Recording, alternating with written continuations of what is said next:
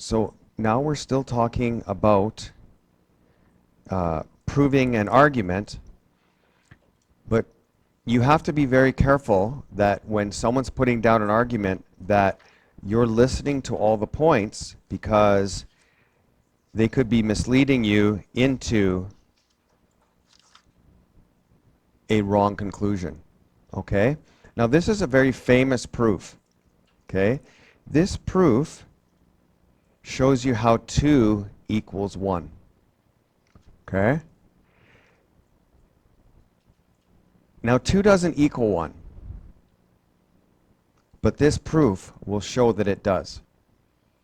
Okay? And in this proof there is a mistake. And I want to see if you can catch the mistake. Okay? So, what we're going to do is we just have to go through each statement and... Now, first of all, that's a let statement. It says let A equal B. So that means A and B would be the same number. Okay? So you have to lock that in. A equals B. Now, added A to each side. Okay, are you seeing? Added A here. So just added A. Now, do you agree with that? Can you do that mathematically? The next thing, so A plus A is 2A. They just added the two sides. So just this is what we would call combine like terms.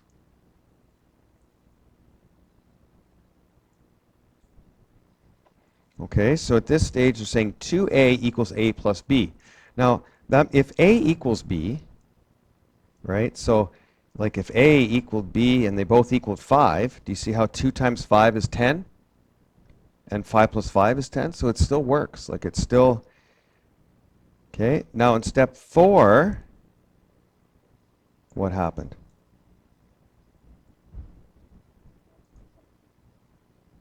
What was done?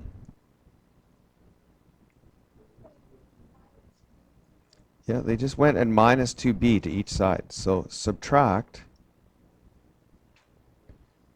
2b from each side.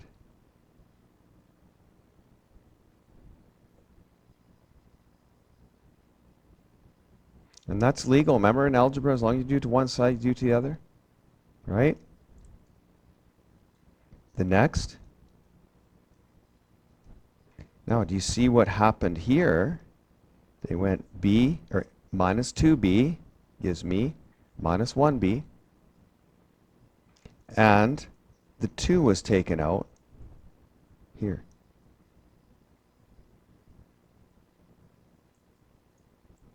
So on the one side, they factor out the 2.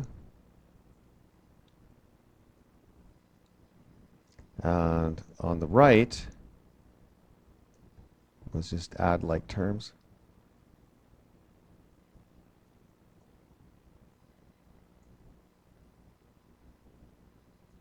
Okay, now in step 6, they took each side and divided by a minus b. So they did the same to one side as to the other.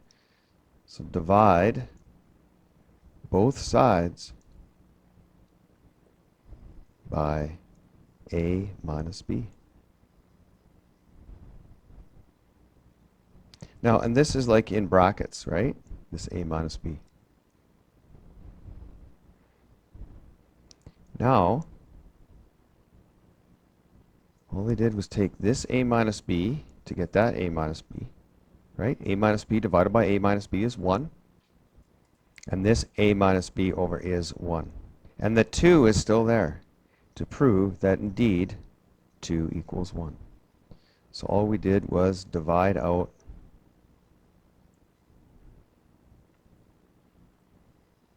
a minus b from both sides.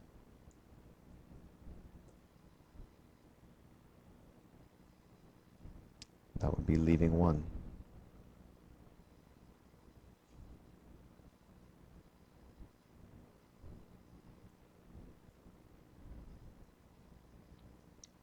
Okay. So then, do you see how we started with just 5 equals 5, 1 equals 1, and it turned into 2 equals 1. And this happens in math a lot. And it's because a rule was broken somewhere. Now the question is, where was the rule broken?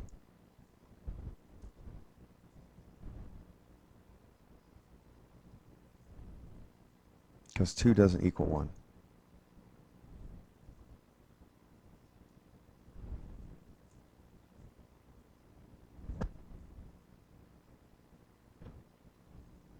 Now what was the very first statement? A equals B. So if A equals B, I just want to talk about this. This right here. Just want you to look.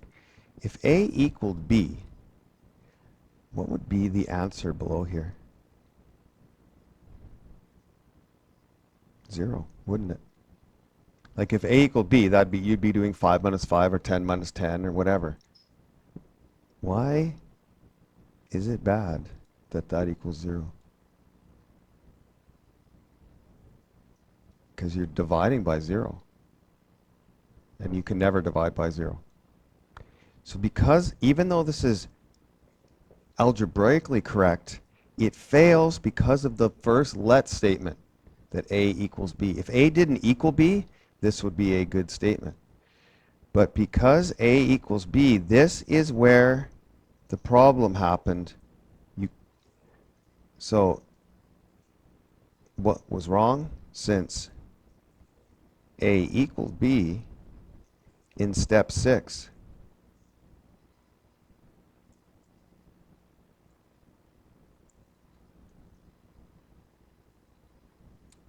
you would be dividing by 0.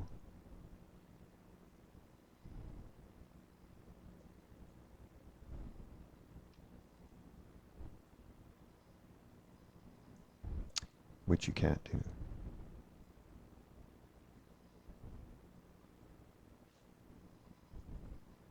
Okay? Have you heard of that rule before? You can never divide by 0. So if you had one pizza and you divided it by 0 people, how much would they get? Would they get nothing? Who gets nothing? The number of people, but the number of people is 0. So what do I do with that pizza? Who, right? Now, and you know, some people get it mixed up and they're like 0 can't be on the top. Now, is it possible to get 0 out of 2 on a quiz? Is that possible? Yes. Is it possible to get 2 out of 0 on a quiz? No. Because what? How did you get 2 marks? There's no questions on the test and you got 2, right? So did this person do really good, or did they get 0, or what percent would you give this person? They got 2 on a quiz that has no questions on it. So this, and most people would never catch this. And this is a very famous proof that, you know, some math teachers will do with their students or whatever to show you that 2 does equal 1. Here's where the problem lies. Okay? And I've had students come to me and they find these weird things on the internet and they're like, look, they've shown that this equals this, which isn't true.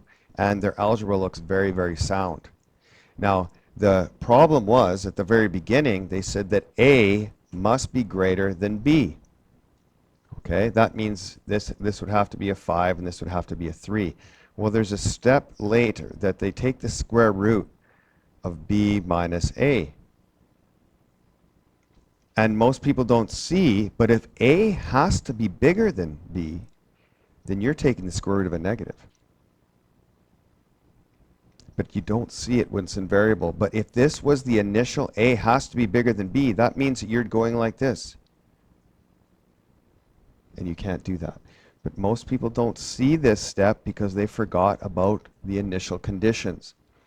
And me, with these initial conditions, if you forgot about this, you would say this is perfectly fine.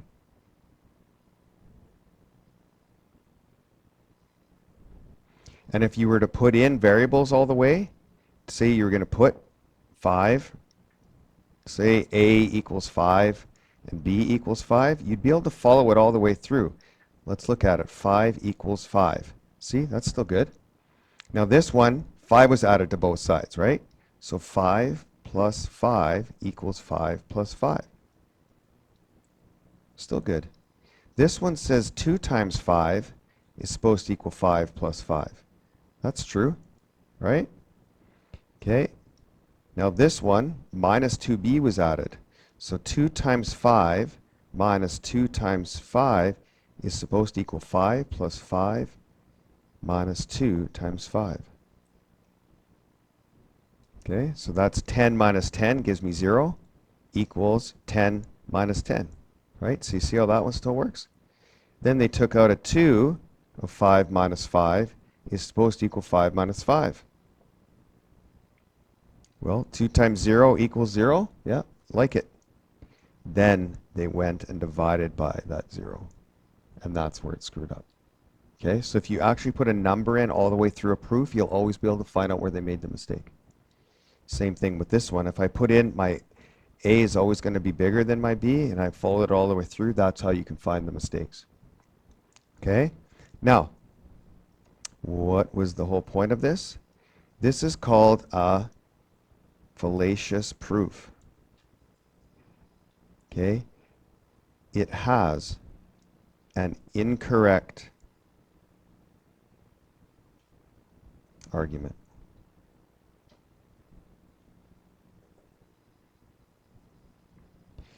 So there's a lie in there somewhere, and if you don't catch the lie, then the entire conclusion becomes true. Okay? And this is a very, very good way to be able to cover up anything you've ever done that may be, you know, that a judge or a court would be looking at and lawyers would be analyzing, right? And it's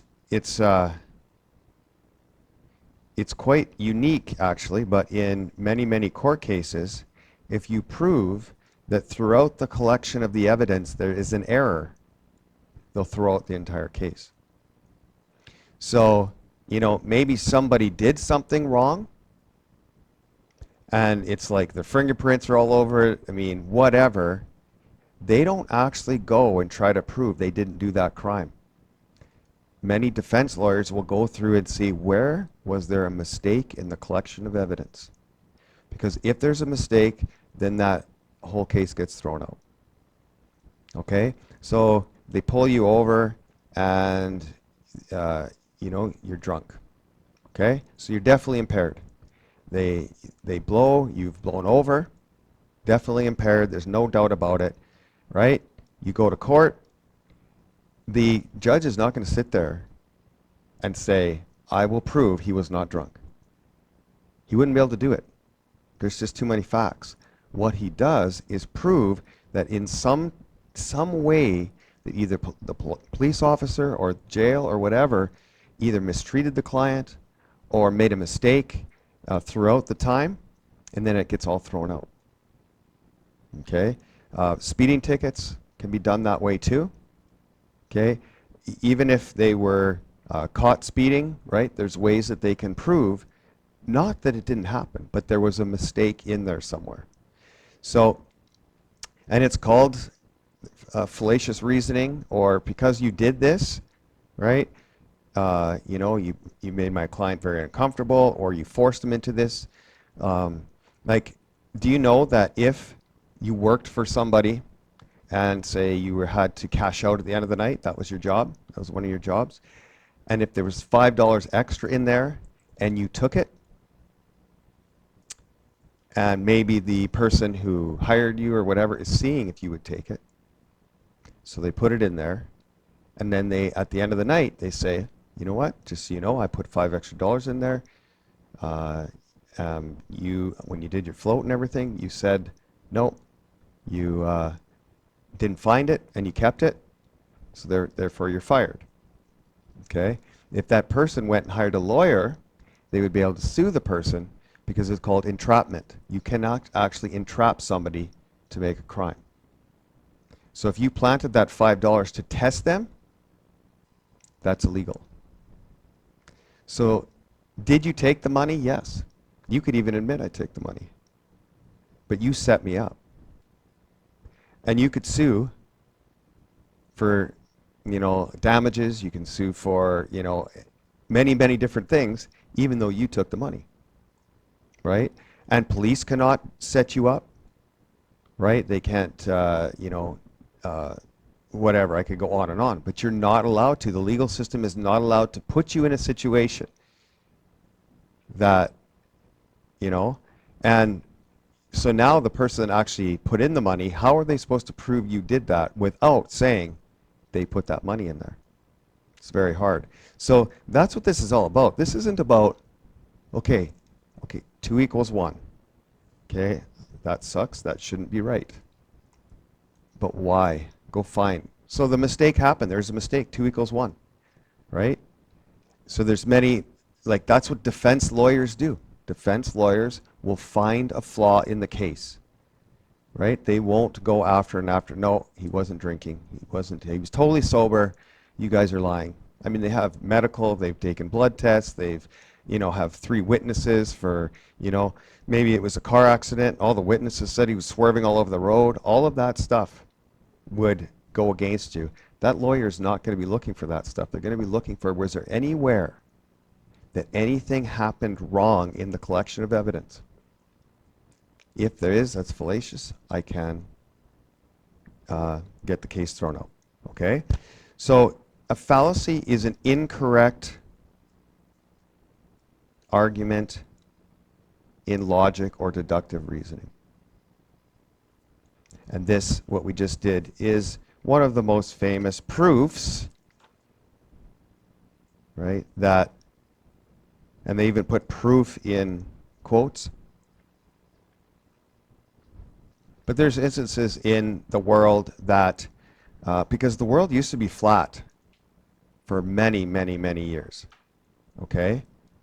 And there's many things that were known as facts. And some people even manipulated it enough to make that fact. And not only that, when people start to disprove that, okay, especially back like in the, they're killed for it or they're imprisoned for it, right? Because maybe some very, very influential people have said the earth is flat. So if you're going against that, you make all of us look like fools, right? So there's people that find this stuff, and it's not as easy as you think to get that information out there because you're going to upset a lot of people, okay? And usually very influential people. There's big books written on them, the whole thing, right? It's not as easy as you would think, right? You're not the hero. Hey, look, I found the earth was round. Doesn't everybody love me? Why does everyone want to kill me and put me in prison right now, right? Okay, so we want to talk about validity. So in mathematics, a proof is valid if the reasoning is true in every step. Not 90% of them, not 99% of them, but 100%. Okay, it has to be perfect. Okay, so it is correct to divide both sides by the same quantity, except if that quantity is 0. And if the initial statement started off with A cannot equal B, then you'd see the proof wouldn't have worked, first of all, but this would be a valid step. So don't think always dividing by A minus B is invalid, just when they're equal. So even though all the other steps are correct, it only takes one improper action to make the proof invalid. Okay, remember how we were talking about the one counterexample? If your mom says you never ever clean the house, and you come up with that one counterexample, right? And it's funny, they're never happy about those counterexamples, are they? Right? No, they're never ever happy about them, right? But if it was the court of law, that counterexample would get it thrown out. Okay? Now, because courts are very mathematical. Okay, everything has to be proven without a doubt. They say you're innocent until proven guilty. It has to be proven without a doubt, and this is what the logic is used in courtrooms. So in mathematics, an argument is when 2 or more statements or proposal called premises are used to form a conclusion. Okay, so we need premises and we're going to form a conclusion, like the one on the quiz today. Okay? If we just look on the quiz today, if I could go back here, okay, all camels are mammals. That is true. All mammals have lungs that breathe air. That is true. That actually defines them. Humphrey is a camel. If any of these are wrong, your deduction cannot be made. Okay? Or many people do use the deduction based on wrong statements, and that's what we call ignorance, right? One of their statements was made up. So yeah, you've come up with this conclusion, but it's based on invalid statements. So maybe your conclusion was right based on those statements, but one of those statements is totally wrong. And a lot of prejudices and like a lot of misconceptions have happened through history because of those exact arguments. Okay? So whether the premises of the argument are true or not true depends on the content. The validity or invalidity of an argument is determined by its logical form. This is why in logic, validity does not necessarily imply the truth. Okay? So validity, right, is determined by its logical form. So an argument can be valid but not sound. Okay? So what does that mean? An unsound argument is when the premises of the argument are not actually true, but lead to a logical conclusion. Okay? So if you, as a little kid, this is all you get. So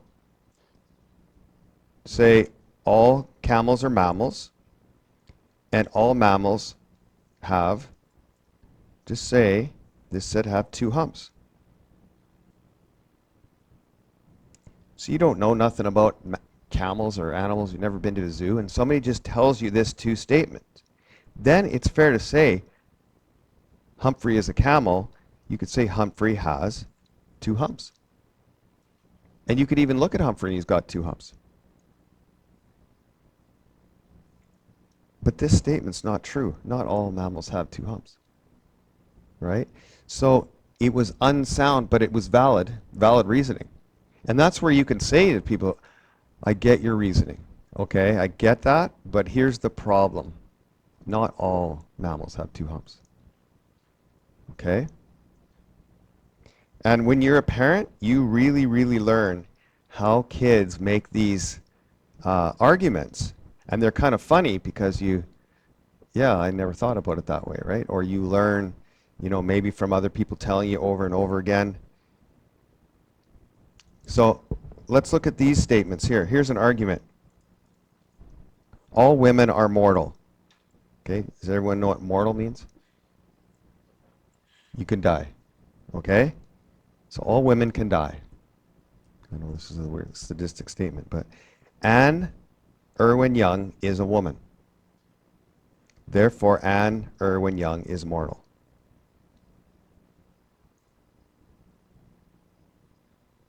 Okay. So this is what we would call premise 1. This is premise 2.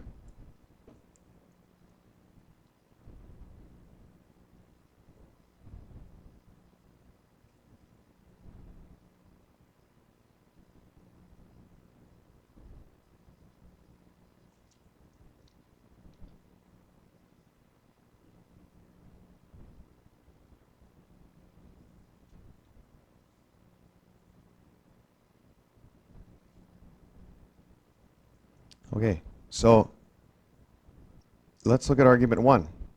Is there an error in reasoning? We like this one? This, I would say, is a sound conclusion.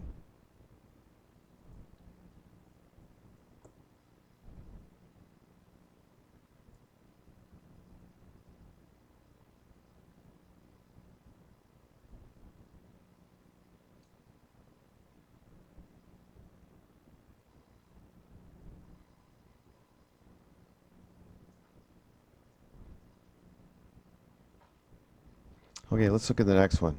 Now, some people who cough have the flu. Jaden has a cough, therefore Jaden has the flu.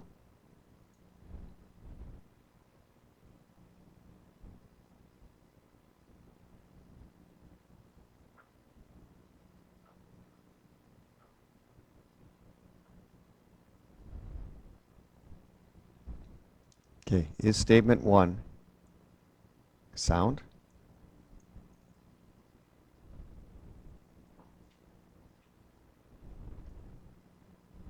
Some people who cough have the flu. Is that sound?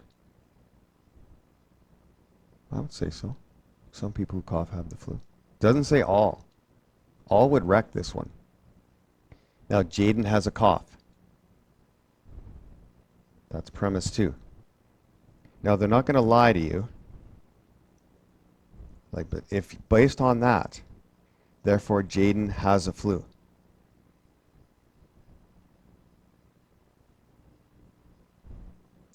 Yes or no? Why not?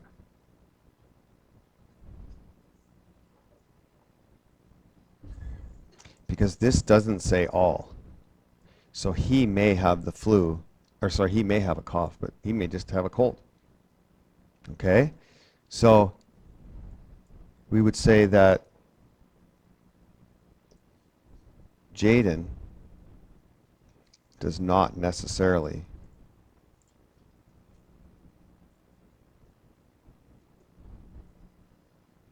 have the flu. Could just have a cold.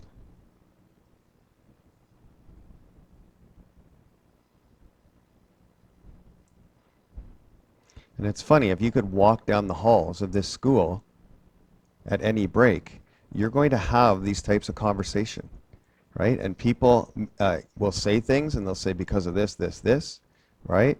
And they come up with these statements and conclusions.